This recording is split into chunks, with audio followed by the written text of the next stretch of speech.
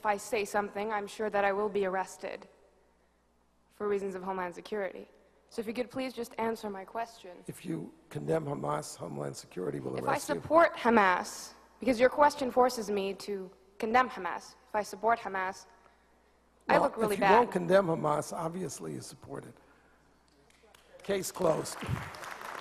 I have had this experience, I had this experience at UC Santa Barbara where there were 50 members of the Muslim Students Association sitting right in the rows there. And throughout my hour talk, I kept asking them, will you condemn Hezbollah and Hamas? And none of them would. And then when the question period came, the president of the Muslim Students Association was the first person to ask questions. And I said, you know, before you start, will you condemn Hezbollah? And he said, well, that question is too complicated for a yes-no answer. So I said, okay, I'll put it to you this way. I'm a Jew. The head of Hezbollah has said that he hopes that we will gather in Israel so he doesn't have to hunt us down globally. For it or against it? For it. Thank you. Thank you for coming and showing everybody what's here. And you're wearing a terrorist neckerchief. If you understood... You didn't hear the lady. Could you please answer my question? You don't get to make a speech. Yes, sir. Well, there you go. What more do you want of that? This is on our college campuses. I hope some white Americans or white Canadians, and when I say white, black too, people who aren't from other countries is what I'm saying, Americans, North America, I hope you're seeing this. This is on your college campuses. These Muslims have infiltrated your college campuses. This is the next generation of leaders of this country. And as a matter of fact, it's this generation. Oh, Barack Hussein in the White House right now, I wouldn't be surprised if his views don't too much bifurcate from hers. Because as we see, he's given a cold shoulder to Israel, and he seems to always want to placate the Muslims, while he never does anything for the Christian minorities persecuted in Iraq, Egypt, Pakistan, all over the world.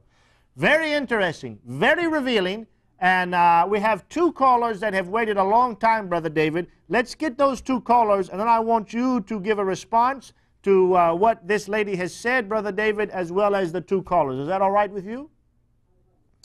Very good. Let's take the callers, and then we're going to go to Brother David for commentary, and then we'll pick back up on the calls. As many as like to call, 248-416-1300. We'd love to hear from you. Let's take the next caller right now. Welcome to Jesus or Muhammad. Hello. Hello, you're on the air. Hello, this is Sue. I just very worried about you and Brother David if you'll have a live show with the Muslim that they may kill you, you know. You know, they don't understand any language except the language of blood. Thank you. Okay, thank you for your call. Thank you for your call. Now, do we have any other callers waiting right now? No more callers right now. Okay, Brother David, are you with us? And if you are, can you share some commentary on this last video that we just saw? Yes, well, what you find from groups such as the Muslim Student Association is they're very radical. They are very, deep down, they're very violent towards unbelievers. Doesn't mean they're actually going out and engaging in it, but they support it. And that's what they believe. They're connected to the Muslim Brotherhood. They support Hezbollah. They support Hamas. Many of them support Al-Qaeda. They try to keep it a secret. But what you find in the video that we just saw is occasionally they let the truth slip out. And you saw the same thing in the previous video where the speaker said that he supports Hezbollah and Hamas, and the crowd cheered. The crowd of who? The crowd of Muslim Student Association members. So there is this violence. There is this violence, and this is what the next generation of Muslims supports. You know, Brother David, I just want to share something that's just dawned on me right now as you were speaking. When I was in undergraduate college, my faith wasn't nearly as strong as it is today, but I was a Christian, I believe, and I befriended some Arabs, being half Arab myself, who happened to be a part of the Muslim Student Association in this secular college. Well, I wanted to play soccer, and they had intramural soccer, and they found out that I was a pretty good soccer player, so they said, well, why don't you play on our team? And I said, well, I'm not a Muslim. And they said, oh, that's okay, it doesn't matter, you know, just come on and play. So, so I had a Muslim Student Association soccer t-shirt. Oh, boy, what the Muslims would do if they could get a video of me playing soccer at a secular university on the Muslim Student Association team. Anyhow, very interestingly, and then we'll take our next caller that was waiting on the line very patiently. My sister, I had given her a book that I had forgotten about.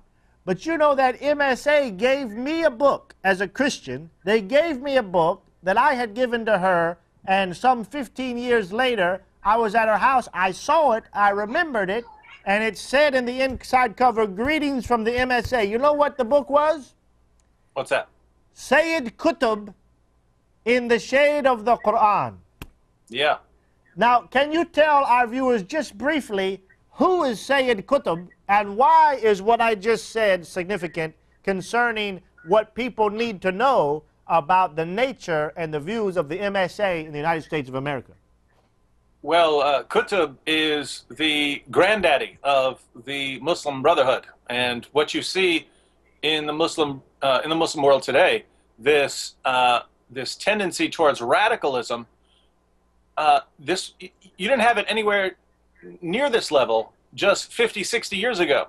So if you go back, look at Egypt, examine Egypt 50, 60 years ago, you not too many women running around in burqas.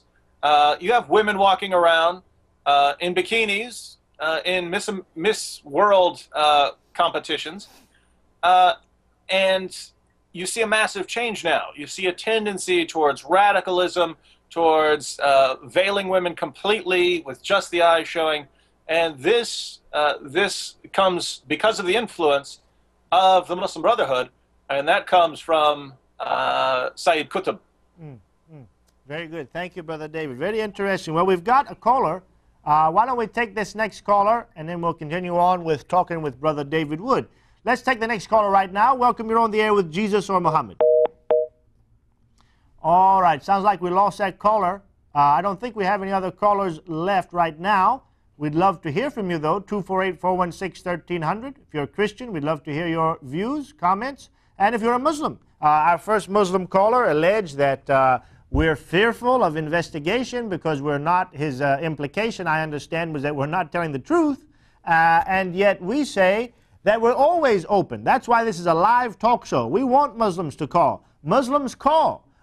We believe we do have the truth. We believe that you are deceived. And we believe that ultimately it's not our desire necessarily to win the argument. It's our desire that truth does stand out clear from error. We do agree on that. And Christianity and Jesus Christ stand way far and above Muhammad and the Quran and Islam.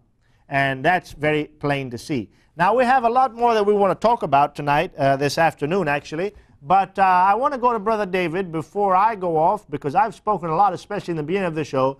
Brother David, I have some things to share, but I'm going to defer to you. Would you like to speak some more on this subject, share anything you'd like concerning the idea of revealing the true nature and spirit of Islam, the 3 videos that we've had, the Muslim caller, anything else you'd like to share, brother? Yes, going back to the irrational nature of not only the Muslim hatred towards the Jews and everyone who's not a Muslim, but just to their views and their thinking. We have a live talk show where we invite any Muslim, 1.7 billion Muslims in the world, please call in and show us we're wrong. And somehow that makes us afraid of hearing the truth. We tell him next month in Michigan we're having not 1, not 2, but 6 public debates that anyone can attend with Muslim scholars. And somehow we're afraid